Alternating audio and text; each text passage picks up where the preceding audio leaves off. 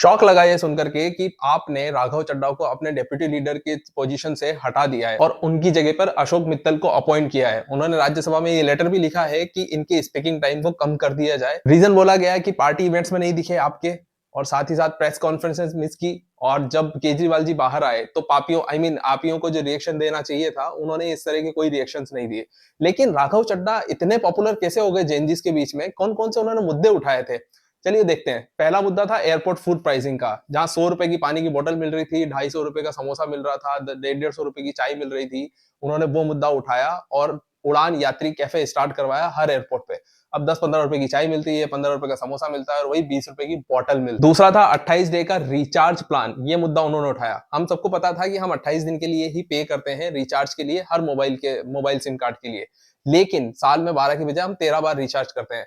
हर किसी को ये पता था, लेकिन किसी नेता ने ये मुद्दा आज तक उठाया नहीं था। उन्होंने आम आदमी की ये जरूरत को समझा और ये मुद्दा भी उठाया। हमने देखा है कि ब्लिंकिट में 10-10 मिनट की डिलीवरी के चक्कर में कई सारे राइडर्स का एक्सीडेंट हो रहा था। कहीं ना कहीं या तो वो किसी को टक्कर मार रहे थे या फिर अपने सिग्नल्स ब्रेक कर रहे थे। इसमें उन्होंने खुद राइडर बना और उन्होंने राइडर से उनकी इनकम तक पूछी, जो कि 25 से 30 रुपए पर राइड ही निकल रही थी। उन्होंने ये मुद्दा उठाया और ब्लिंकिट को अपना ये 10 मिनट वाली जो डिलीवरी का पोजीशन था उसको हटाना पड़ा। चौथा है क्रिप्टो एंड वीडीए का रेगुलराइजेशन। गवर्नमेंट टैक्सेस तो क्रिप्टो से ऐसे लेती है जैसे कि लीगल हो, लेकिन उनको ट्रीट ऐसे करती है जैसे कि इनलीगल हो। यहाँ पर उन्होंने मुद्दा उठाया रेगुलराइजेशन का। अगर इस चीज को रेगुलेट कर लेते हैं तो कम से कम गवर्नमेंट को 15 से 20 हजार करोड़ साल का टैक्स रेवेन्यू एक्स्ट्रा जनरेट होगा। पांचवा है असेट टोकनाइजेशन वाला। असेट टोकनाइजेशन का मतलब है कि 500 रुपए से आप हाईवेज में या किसी गवर्नमेंट बिल्डिंग्स में या फिर किसी बड़े प्रोजेक्ट में भी आप इन्वेस्टमेंट कर सकते हो। ये चीज बिल्कुल यूपीआई की तरह ही काम करती है।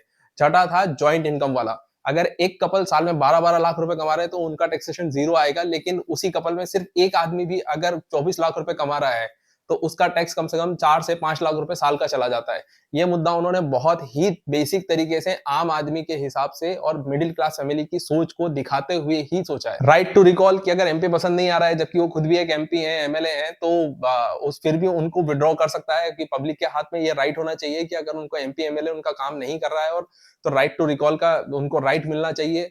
दूसरा था सरपंच पति प्रॉब्लम, जिसमें कि पत्नी तो सरपंच है लेकिन सारा काम पति कर रहा है। ये आपने कई जगह देखा होगा अपने आसपास के गांवों में, छोटे मोटे कस्बों में। फार्मर से रिलेटेड कई मुद्दे उठाए और एयर ट्रेवल इनएडिक्विटी, जहां पर कि नॉर्मल आदमी या पुअर आदमी के लिए तो मतलब एयर ट्रेवल एक सपने जैसा बन गया है।